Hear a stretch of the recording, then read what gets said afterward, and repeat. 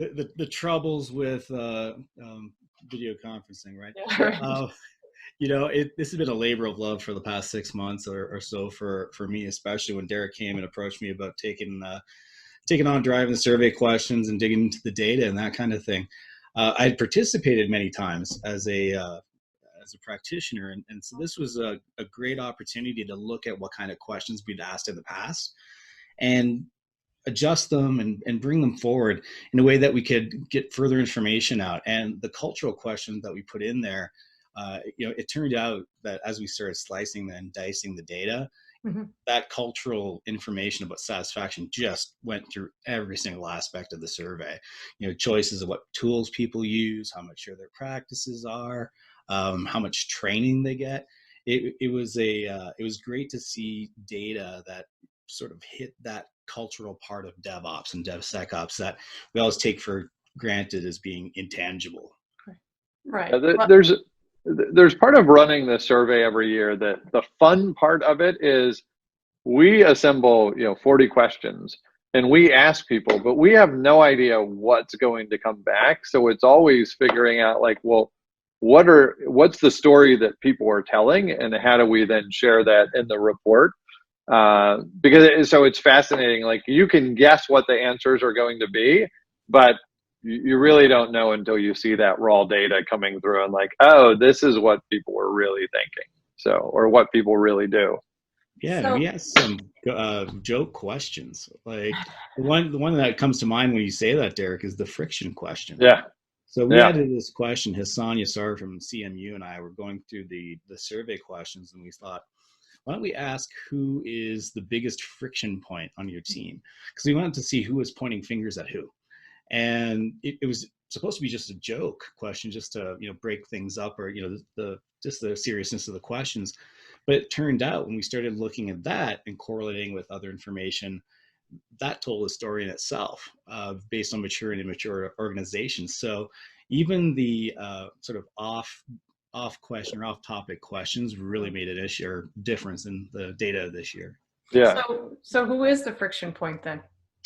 Man, if you're in an immature shop, this was like the eye-opening thing when we saw the results. Immature shops, the percentage of people that said managers and executives was something like 45% of the immature practices. And in mature practices, it was something like 15%. So it was almost 3x more in the immature shops where they're like, management's a problem, communication's a problem. I don't know what's going on. I'm not getting as much information as I need, or they're slowing me down. But it was really interesting when you see that raw data. It's like, does a story pop out of this question or the answers to this? And that one was very apparent. Like, we have to tell this. Other things that I know popped out like that are, we asked people, how are you informed of security issues? And you see like the biggest answers, standard answers, and they were last year as well, were security tools tell you there are issues. The security team tells you there are issues. But one thing that was added this year, we had a couple more choices. One of them was rumor. And in immature organizations, 20% of the people said, we operate on rumor for alert of security issues. And in mature shops, it was like 4%. So it was really this, like, in mature shops, we're acting on empirical evidence of something going on. In immature shops, rumor like can reign. And when you see those things, it's like, wow, like things are different in that place versus that place. Yeah, that's real telling. So historically though, have you noticed changes, if you will, or just maybe a different mindset about DevSecOps over say that 7-year period of time? Has it become maybe more embraced by the the DevOps community in general? And have you seen more kind of happy developers, if you will, in the survey as opposed to maybe years past? Yeah, DJ, do you have a perspective on this? I have one, but I'll let you take the lead if you want. Well, to answer the first part of the question, we've seen things start maturing over the years, Mm-hmm. right? So we asked how mature people thought their organizations were, or if they were improving maturity, somewhat mature, not mature at all. And we've started seeing more of a shift into the maturing and in improving maturity. So that's going to tell us that people are starting to really look into this more and really take it seriously. But the other sort of side of that was we asked if people could have, or if security was still, I guess, was a priority, or people could spend Mm-hmm. time on security, developers, and it was consistent over the past 4 years. So 47% of people, on Yeah. average, for the past 4 years, said that they still didn't have enough time to deal with security issues or to address security issues. So that sort of shows that we still aren't there. Yeah. So even though we're making progress, there's still some work to be done. Yeah, and I think on that point, there's, while people don't have more time to spend on security, in the mature shops, more automated, integrated security is present. So we definitely see that. I think the big change for me that certainly come out, and we could kind of weave into various, I can read into various parts of the survey results that tell us this, but 5 years ago, when people were just starting to throw out the term DevSecOps, and a lot of people were like, "You can't use that term at all." Like there was this whole, religious war around the term itself. It was much more of, there's the DevOps tribe and there's the security tribe, and can these two different silos come together and work as a team? And I think that the big change that we've seen, the fundamental change that the survey points to, where our primary audience is developers and DevOps pros, architects, IT managers, and only about 6% security folks, is that there's more tooling being introduced by developers for security purposes. So if I integrate into my GitHub pull request to information about security, if I'm a developer and using that kind of tooling and integrating it in where I can get automated responses about security concerns, I don't necessarily need to bring in the security tribe. I'm actually doing that as the DevOps tribe without security, using security tools. And I think we've seen that in this year and certainly last year as well, that tooling is informing developers more of security issues, not just relying on the security people to tell them. And I think that's the biggest change that's happened, is tooling has matured to enable developers to do more without necessarily the friction of, can I merge this other organizational silo together, and how do we collaborate, which is sometimes very difficult to achieve, versus bringing in an open source tool that gives you security information that you integrate with your DevSecOps pipeline, sometimes pretty easy and pretty quick to do, and you can get some valuable results. So I think that's probably been the biggest transition I've seen in this space. So do you think that that's been born out of necessity, though? Because we keep hearing about a lack of qualified security personnel. And now that we're asking them to be more involved in the DevOps process or the development process, there's just not enough bodies out there to fill the void, if you will. So, do you think that automation, security technologies are that's the way we're going to move forward? It's certainly part of it, because I've talked to, and I'm sure you've talked to many others with, I think of Mary Lee at Salesforce, who's like, I'm one AppSec person and there's 6,000 developers here, right?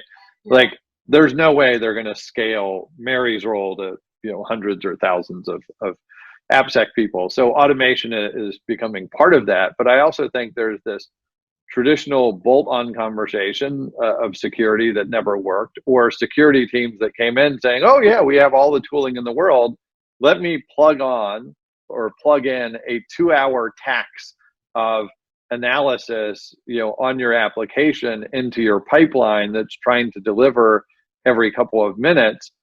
That we knew didn't work years ago.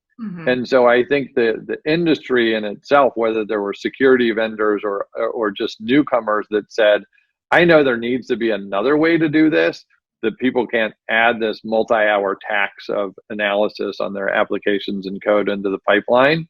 So what is a new way to do this? And I think that's some of what we see in the automated pull request analysis with things like GitHub or other tools, that vendors have integrated into GitHub to deliver that kind of information. Excellent. We also jumped into some questions on how many of each specific role, like security, development, operations, were at an enterprise, and how many folks were in those roles. Mm-hmm. And there's only so much you can put into a 50-page report, right? So there's a lot of other information that we could have gone down different roads, but some of it was fascinating, especially like looking at that 100 to 10 to 1 ratio. So like 100 devs, 10 ops, 1 security resource or person. It looked like there was more than that than we traditionally would have seen or would have expected. Okay. But when I dug into some of these things, and especially from security with regulated industries versus regulated industries, and the automation and the security resources they had, it turned out that people in regulated industries had less security resources but more automation. And so that sort of made the essence of a skeleton crew more scalable. And that's some experience I had on a personal level at different employers in the past, where we had limited resources, so we had to make the best of automation. So we can see that in those regulated industries right now. Really, really fascinating stuff. So real quick before we close things out, were there any other kind of standouts in this year's survey that you guys wanted to highlight?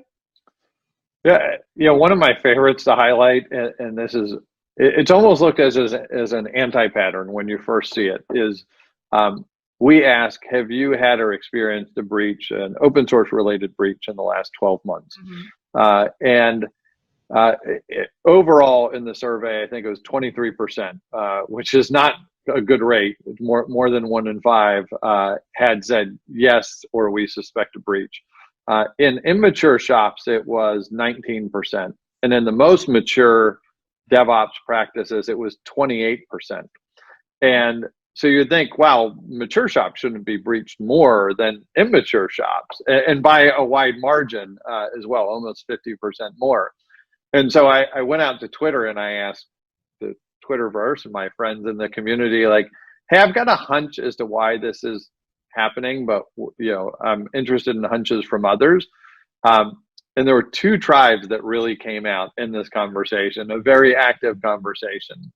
One was the AppSec tribe, and all of their responses generally tended toward development's moving way too fast. They will throw anything into production. They are not checking. They are just worried about velocity and time to market and all that, right? So that there was definitely that tribe. The DevOps tribe, though, the real DevOps, DevSecOps thought leaders out there were saying, of course it's higher. We know that we're being breached. We're actively looking at this. We're monitoring our environments. We know what's going on. Sharing information in our culture is rewarded, right? So it was all about the culture actually rewards us sharing information about what's going on. Those people in the immature shops don't know that they're being breached. We're actually reporting more of the truth. So that is a kind of standout issue, was definitely interesting to get perspectives on it. But remember, as I said before, 94% of the people taking our survey are the DevOps tribe. 6% are the AppSec, InfoSec tribe. So to kind of get a sense of, who's telling the truth or knowledgeable or what their perspective is, that's always interesting. Yeah. I was wondering about the reporting aspect of it, so that makes a whole lot of sense. So, all right. Well, any parting words of wisdom? Most of all, DevOps.com and Security Boulevard are part of the community survey as sponsors and supporters, as they have been for years. So tip of the hat to Charlene, you, Alan, and the rest of the crew who support us each year and help us get the word out about the survey, and also help us get word out about the results. So there will be, if the blogs haven't appeared on DevOps.com and Security Boulevard, they're on their way shortly. So you can check them out there, or just search DevSecOps Community Survey, and you'll be able to find the results. Excellent. Well, Derek and DJ, thank you so much for your time walking me through the information. Yes, check devops.com, check Security Boulevard for the results of the survey coming very, very soon if it's not there already. But for now, thanks again for your time, guys. I really appreciate it. Absolutely. Cheers. All right, guys, stay tuned. We'll have more TechStrong TV coming up. Disruption is occurring across every aspect of IT. Open source, cloud services, DevOps, and cloud-native software architectures are democratizing IT and radically transforming how business is done. The old ways of creating software and doing IT are being replaced with agile, flexible, faster, and cheaper methods, benefiting vendors and users alike. Accelerated Strategies Group is out to democratize access of industry expertise and knowledge. We use our expertise and experience to offer insightful, intelligent, useful information in a variety of formats relevant to the IT community, digital events, videos, reports, assessments, workshops, and implementation projects with tech vendors, IT organizations, and business leaders. We widely and openly share our work products, often for free. Analyst reports these days aren't worth more than a graph or chart that tells a story or illustrates a market trend. We work with developers, DevOps teams, cloud architects, security engineers, and transformation leaders most every day, creating and implementing transformational strategies and technologies. We're not just thinkers, we're also doers.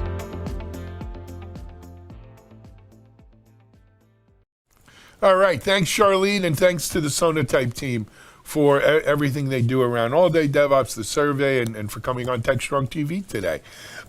Next up, we're going to head over to Mitchell at the Analyst Corner, where he's interviewing just an amazing guest by the name of Alan Schemmel. So Mitchell and I had a chance to speak about COVID-19 and Apple and Google's part in it. So we're going to talk about that. This is Digital Anarchist. All right, Alan Schemmel, TechStrong Studios here. So we're going to reverse the tables a little bit, and Mitchell is leading this interview as part of his Analyst Corner series. And so Mitchell, take it away. Thank you very much, Alan. I wanted to talk about this announcement last week that Google and Apple and Google got together and are building some common technology for doing contact tracing. We're already seeing jobs coming out on the market called contact tracer. So this is a whole kind of cottage industry spinning out because of COVID, but there's also technology solutions. So just a little bit of review, Alan. What they came out was a two-phased approach. They're using Bluetooth LE basically instead of near field or GPS to be able to have phones exchange anonymous identity information and identification keys, so that if you pass someone that had been tested positive for coronavirus, you would be notified that you have been in within certain distance of someone who's been tested positive, and then you can self-quarantine. Now they're doing this in two phases. First is creating some APIs that they will integrate into Android and iOS. They're planning to launch in May, and then that'll be just for public health authority applications. So there's already a COVID application you can use today to test answer questions to see if you potentially have the coronavirus. And that initial apps will be on the App Store, iOS and Google Play. Then there's a second phase where they're really adding the contact tracing phase of this into the core iOS and Android operating systems, where they'll extend some of that capabilities where they'll be able to measure this contact tracing individuals, and more people can participate. And I assume there may be third-party applications that potentially could be part of this. If I just add one more thing, I think it's interesting, good, and also raises lots of questions that they're doing this. I suspect it's not just all good. Apple and others tend to be kind of jumping out in front of things to avoid regulation. Let's get out there, protect privacy, transparency, and and consent of users before regulation forces something on them. So it brings up memories, Alan, of 9/11 and Patriot Act, and we've kind of been down this road for different reasons. Yeah. Well, the road to perdition. What do you remember about that? The road. What do I remember is that the road to perdition is lined with good intentions. That's what I remember, right? It was the right reasons to do the Patriot Act, but given the hands of a potentially corrupt or disingenuous administration or corporate entity, it can be the potential for abuse is rampant. But Mitchell, let me back up a little on a couple things I wanted to bring to the table. First of all, so now we know what it takes to bring Apple and Google to the table together. Pandemic. A pandemic. But secondly, why is, when pigs fly, but why is contact tracing so important? And I don't know if everyone quite gets it, but the idea here is I love these people who say, let's just open the economy. My power is absolute. I'm going to open. You could stand up on your lectern or podium until you're blue in the face, red in the face, orange in the face, whatever it is, right? But you can't open. The economy will open when people are confident enough to venture forth, to go back to a restaurant, to go to a crowded sports or theater, to do things where they're not going to be afraid of dying, right? Exactly. And so no one's going to wave a wand or push a button for that. I totally agree. Yeah. So when some more enlightened officials talk about how do we open things up, there's a couple of pillars that it's based on. Number one is ubiquitous testing. We need to know who's tested positive, who was positive and is now negative, who has antibodies to show that perhaps they had this and didn't know they had it, right? That's job one. Job two is, look, if we're going to open it up before a vaccine or anything or a good treatment is available, we know we're going to infect people. People are going to die. Resources will be strained. But how do you contain it? How do you minimize that impact? Testing and then contact tracing.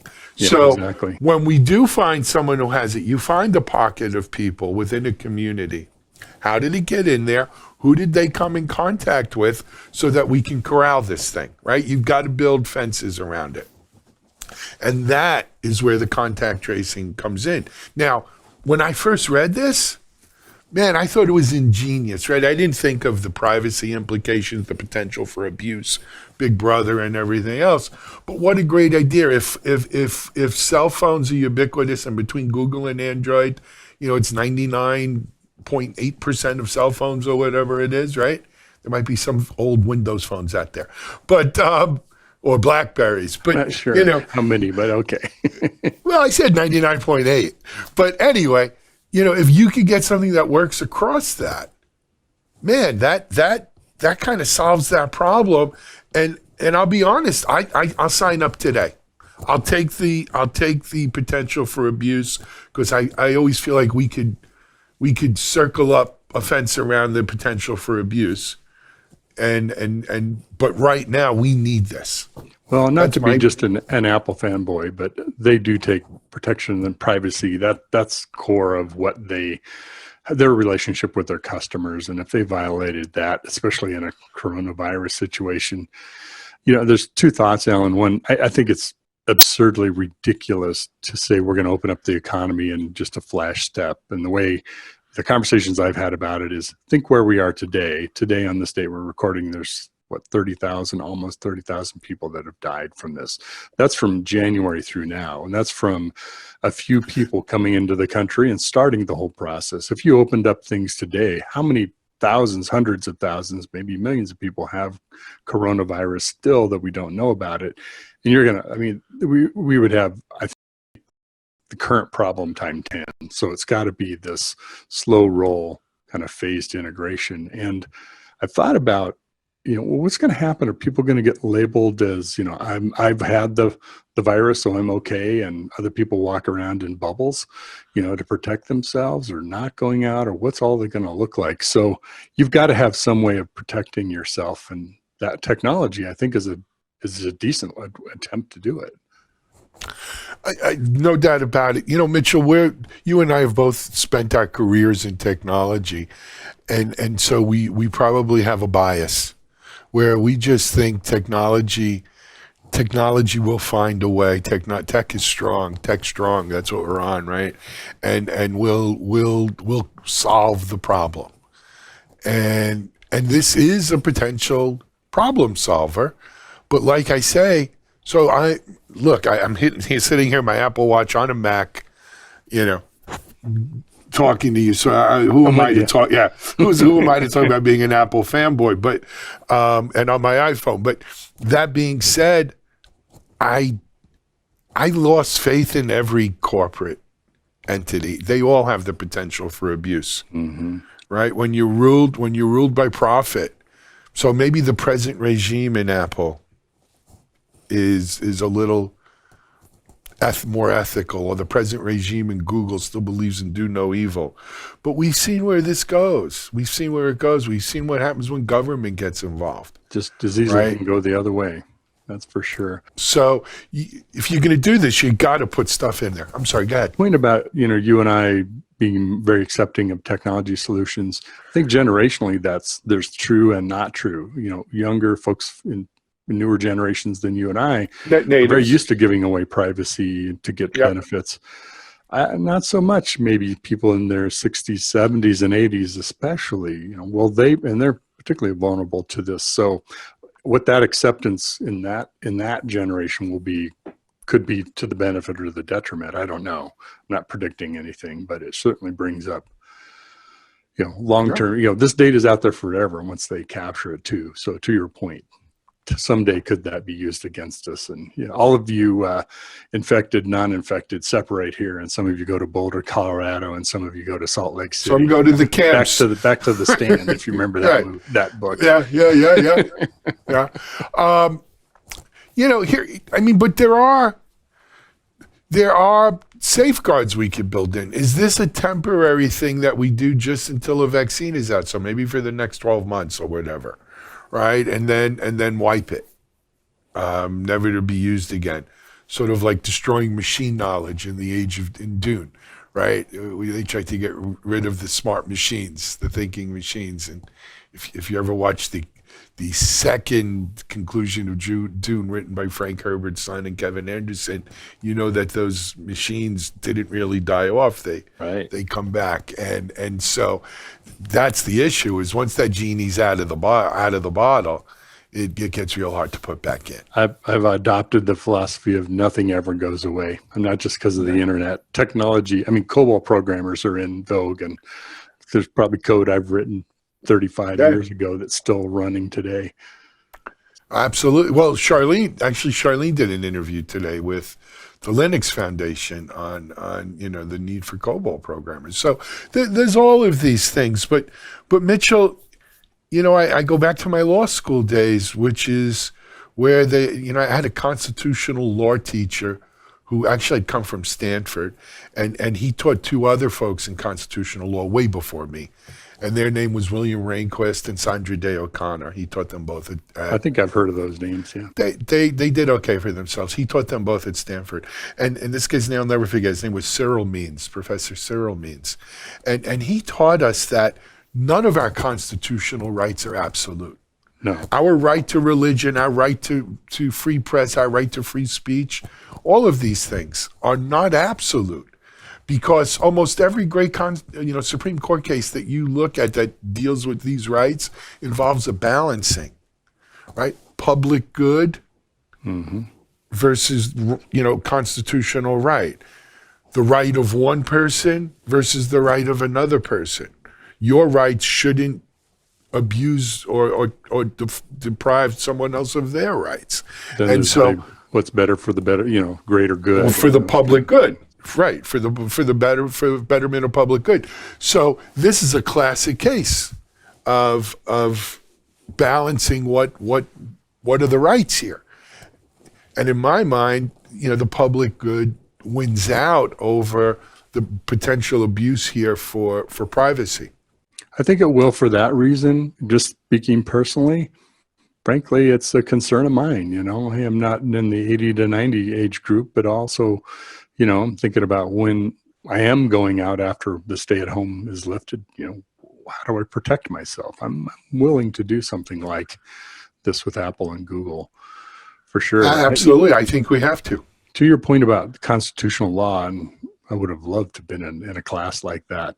So much of what we're finding out now, and not to get too steeped in the politics of things, but a lot of the offices that people hold and the norms and things, that's all goodwill that we expect people to operate in that mode. And when they don't, it makes you realize that those things aren't codified into the Constitution or into law. That's how we hope that a president or Congress or whoever will operate, act in a certain way. And we're finding out that's not necessarily true. It's pretty easy to abuse it. Mitchell, where I stand. We're living in a nightmare.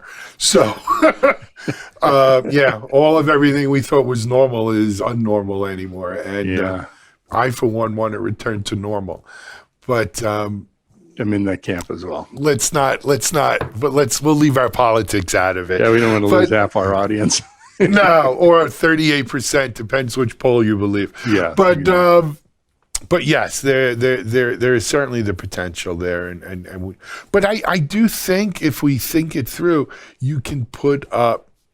SecurityBoulevard.com is the leading resource for news, analysis, and education on challenges facing the cybersecurity industry.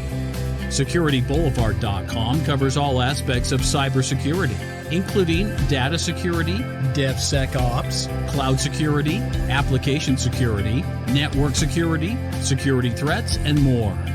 SecurityBoulevard.com has the largest selection of security content, featuring breaking news, blog posts, podcasts, and more. Visit www.securityboulevard.com to learn more. SecurityBoulevard.com, home of Security Bloggers Network. Seeing some of these cooperative things really happen, which I think is good. I think that may wind up being if there's a silver lining in all of this, that may be that people's attitudes change, corporations' attitudes change, and we do realize we're all stuck on this one little blue dot in the speck of a universe, and we got to make it work, right? Just look at the NASA photos of pollution clearing up, and you can actually see things you haven't seen before. That is some of the good of it. But Mitchell, I'm going to give you mentioned taking it back to the beginning because we're going to wrap up. You mentioned, there are people who are advertising as contact tracing jobs. Mm-hmm. If we don't use technology to automate the heck out of this, there aren't enough, even with the 16 million people who are unemployed and we made all of them a contact tracer, or who filed for unemployment in the last 3 weeks, and we made all of them a contact tracer, it still wouldn't be enough. Right? Well, now you have people in the loop, and think of every state is hiring those people. How many people know about the activities of everyone in the country? You talk about my neighbor across the street does, but we call her Mrs. Kravitz. Yeah. Anyway, Mitchell, on that note, man, thanks for having me on the Analyst Corner. Absolutely. Enjoyed our conversation, Alan. Take care. All righty. Be safe. Be safe. Be strong. TechStrong. Hey, Mitchell Ashley on the Analyst Corner, CEO, founder of Accelerated Strategies Group. We'll be right back with another segment.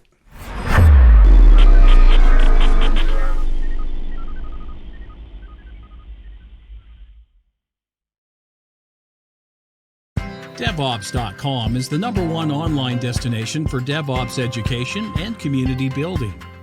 DevOps.com covers all aspects of DevOps, including DevOps best practices and tools, DevOps culture, DevSecOps, business impact, continuous testing, continuous delivery, and more. DevOps.com has the largest collection of original DevOps content, featuring breaking news, blog posts, podcasts, and more. Visit www.devops.com to learn more. DevOps.com, where the world meets DevOps.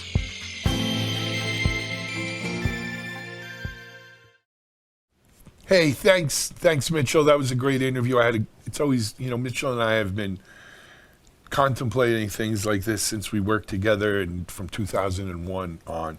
So it's always good to kind of shoot the breeze, share ideas, and stretch our minds with Mitchell. Next up, though, speaking of stretching our minds, is Mike Vizard, giving us a channel roundup. Mike, of course, covers channels for 20 plus years, and he's been doling out some great advice and great information on this channel roundup edition he does a couple times a week. So let's hand it over to Mike Vizard. Hey, thanks, Alan. So things are still a little bit of a mess out there from a financial perspective, that is for sure. There's supposed to be more money flowing through the system, but it seems to be choking up, and it's not clear to me that a lot of it is going to find its way into IT budgets. ISG's got a survey out talking about how 60% of the organizations that they surveyed will be delaying IT purchases at least through the end of the year, and who knows if those things will ever come back. Add that to the many small businesses that may not come back at all, and things are a little problematic. Unfortunately, we're looking at a lot of gridlock in Washington these days. I have heard of some instances where people are getting funding through the banks, and some of them seem to be mostly in the healthcare and medical space. Other people are saying they've gotten loans that are close to being approved, but I talked to some other folks that I know who work in banks, and some of them who specialize in small businesses, and they're only working on these things, but because they're doing the credit checks and the government hasn't quite been clear with them on what the requirements are or regulations are, they processed a grand total of 250 last week in terms of applicants. And at that rate, we're not going to really make a dent in this thing. I think people forgot that the purpose of this thing was to keep people employed, and instead we're kind of treating it like it's a regular run-of-the-mill loan program. There is some good news. Cisco is making available $2.5 billion in funding that can be used to defer the payment of acquisition of gear through the end of the year. So that should be a huge lift for a lot of organizations where, frankly, they just don't have the cash on hand to fund an IT project. So that's going to be great for partners to help drive that through. That, of course, comes on the heels of an HPE announcement, similar, for $2 billion. And it looks like the IT vendor community will probably step up to the plate here in a significant way. Of course, these guys have to be big companies with big pockets that can really handle this kind of investment. And we're also starting to see some, I'm not quite clear what to make of this, but Intel announced that they would be extending points and credits and various things to partners as well. That's not quite the same thing as putting together a massive aid package, but I guess every little bit helps, even though Intel seems to be making money hand over fist because, nobody can find a PC lately, so eventually that all goes back to them. There are some other interesting things out there you should pay attention to. Splunk, for example, has created a dashboard for its analytics platform that is specifically optimized for IT teams that have to remotely manage large workforces. So it monitors things like, how are the VPN connections doing, and what is the impact on access to cloud applications. This, of course, is front and center issue for all the IT organizations, and a lot of these calls that they're fielding have to do with the user experience now that all these people are working at home and they're using shared internet, and no one quite knows if the problem is on the IT side or if it's on the service provider side or somewhere in the middle. So I think you might want to look at this Splunk tool if you have access to it. Of course, a lot of people will be replacing their service desks. We're going to see that because it's just too hard to support all these remote workers. A lot of these things are 5 to 10 years old. Big Panda has seen this as an opportunity and has rolled out a free instance of their platform for 90 days. Their idea is that, they'll admit that no one's going to replace their service desk overnight, but what they're saying is people will be considering that, and there are those out there who are sorely pressed who may want to do something quickly. It's an opportunity for partners to take a look at another company who's in this space, and we'll see what happens next. Finally, ConnectWise is offering some free cybersecurity training. Basically, they're saying we're moving these courses online, and these are the variations of the courses they used to give on premise. I'm sure they're also going to be charging, but what they're really saying to folks is, hey, now is a good time to move all this stuff online. If you have people sitting at home in the channel who aren't quite working at full speed, maybe you might want to up-level their skills around cybersecurity. This is not an in-depth program. It's really designed to educate people on the base level, lowest level maybe of cybersecurity, but it's a start. And if you got folks at home, they might be able to wind up doing things like cybersecurity policies. I don't think they'll be hunting for malware anytime soon, but it'll be interesting to see how many other companies step up with free training for partners. I think that's going to be a huge opportunity, because if we're going to be down, then let's invest in our people, at least if we can afford to. And with that, thanks, Alan. Talk to you soon. SecurityBoulevard.com is the leading resource for news, analysis, and education on challenges facing the cybersecurity industry. SecurityBoulevard.com covers all aspects of cybersecurity, including data security, DevSecOps, cloud security, application security, network security, security threats, and more. SecurityBoulevard.com has the largest selection of security content, featuring breaking news, blog posts, podcasts, and more. Visit www.securityboulevard.com to learn more. SecurityBoulevard.com, home of Security Bloggers Network. Hey, thanks, Mike, very much. All right, Alan Schimmel back here in the TechStrong TV studio. Guys, that was a wrap for our show today. I hope you enjoyed it. There was a lot, another just jam-packed with segments edition of TechStrong TV. We'll be back tomorrow to wrap the week up for Friday, April 17th. And I hope you enjoyed it. Let us know on the Slack channel what you're thinking. But until tomorrow, be healthy, be well, be strong. TechStrong. We're out.